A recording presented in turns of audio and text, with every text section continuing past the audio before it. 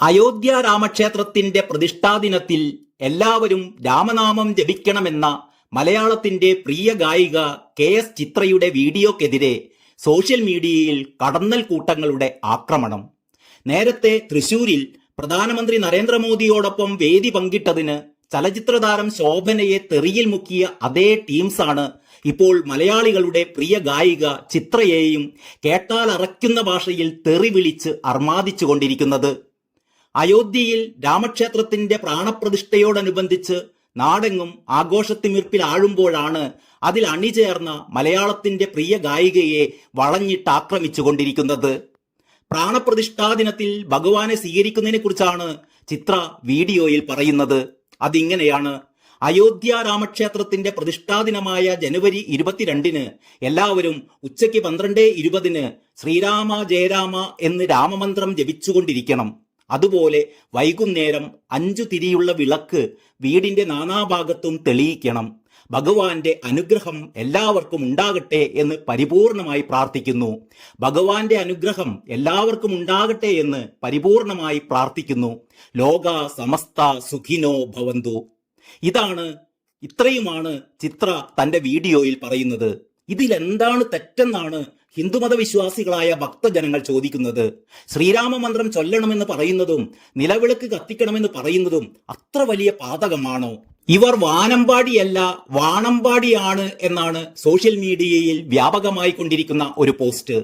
ഹിന്ദുക്കൾക്ക് അവരുടെ വിശ്വാസം പ്രകടിപ്പിക്കാൻ പോലും പറ്റാത്ത അവസ്ഥയായി കേരളത്തിൽ എന്ന് പരിതപിക്കുന്നവരുമുണ്ട് ഇക്കൂട്ടത്തിൽ.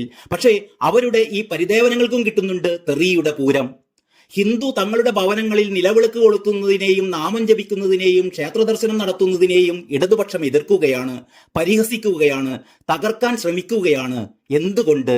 ആർക്കു വേണ്ടി?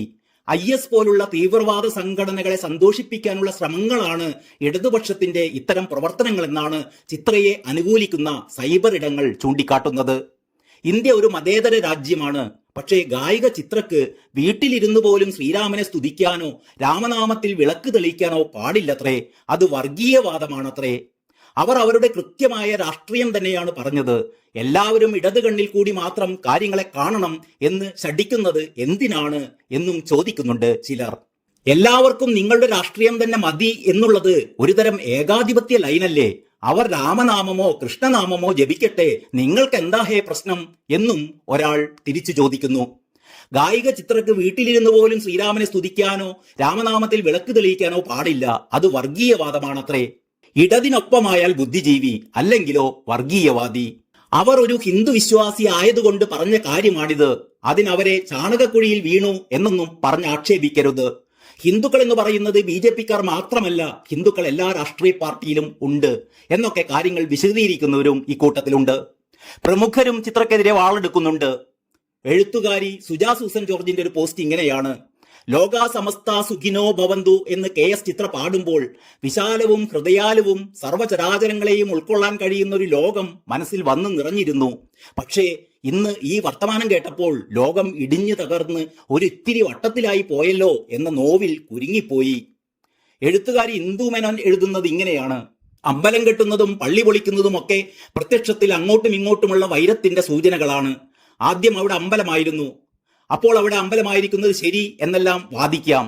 അയ്യോ പാവം, അവർക്ക് ഒരു അഭിപ്രായ സ്വാതന്ത്ര്യമില്ലേ? അവർ അവരുടെ അഭിപ്രായം പറഞ്ഞു. നമ്മൾ എന്തിനാണ് അതിനെ രാഷ്ട്രീയവൽക്കരിച്ച് കാണിക്കുന്നത്? ചിത്രയ്ക്ക് അഭിപ്രായ സ്വാതന്ത്ര്യമുണ്ട്, ഇഷ്ടമുള്ള പക്ഷത്ത് നിൽക്കുവാനുള്ള സ്വാതന്ത്ര്യവുമുണ്ട്. മനുഷ്യഹത്യയും വംശീയ ഉന്മൂലനവും നടന്ന ഒരു കാരണത്തെ മഹത്വവൽക്കരിക്കുന്നത് നിഷ്കളങ്കമായി ആണെങ്കിലും അനുഭവിക്കപ്പെടുന്നത് ക്രൂരമായാണ്. നോക്കൂ, ഹൃദയത്തിൽ കത്തി കുത്തിയിറക്കുമ്പോഴും നിനക്ക് വേദനിച്ചോ? വേദനിപ്പിക്കാതെ കുത്താമേ എന്നെല്ലാം പറയുന്നത്ര നിഷ്കളങ്കതയുള്ള ഒരുവൾ. പാട്ടുകാരി ചിത്ര ക്ലാസിക് കലകൾക്കൊപ്പം നിൽക്കുന്നവർ രാമന്റെയും വിഷ്ണുവിന്റെയും സീതയുടെയും മുരുകന്റെയും എല്ലാം കീർത്തനങ്ങൾ പാടുകയും പദങ്ങൾ പഠിക്കുകയും ചെയ്യുമായിരിക്കും. അതിനർത്ഥം സഹജീവികളായ മനുഷ്യരെ കൊല്ലുന്നതിനൊപ്പം നിൽക്കുക എന്നതല്ല. നിങ്ങൾ നിഷ്കളങ്കമായി കുത്തിയിറക്കുന്ന ഈ കടാര കൊണ്ട് മനുഷ്യർ കൊല്ലപ്പെടുക തന്നെ ചെയ്യും. മനുഷ്യരുടെ രക്തത്തിലും അവരുടെ പലായനങ്ങളിലും അവരുടെ വേദനകളിലും നിങ്ങൾ എത്ര കണ്ട് നാമം ജപിച്ചാലും ഒരു രാമനും ഒരു വിഷ്ണുവും വരാൻ പോകുന്നില്ല. 5 ലക്ഷം തിരിയിട്ട് തെളിയിച്ചാലും നിങ്ങളുടെ മനസ്സിൽ വെളിച്ചം നിറയാനും പോകുന്നില്ല. കുയിലായിരുന്നു എന്ന് ശബ്ദം കൊണ്ട് മാത്രമാണ് ലോകം വിശ്വസിച്ചിരുന്നത്. എന്നാൽ നിങ്ങൾ യഥാർത്ഥത്തിൽ കള്ളിപ്പൂങ്കുയിലാണെന്ന് തെളിയിച്ചിരിക്കുന്നു.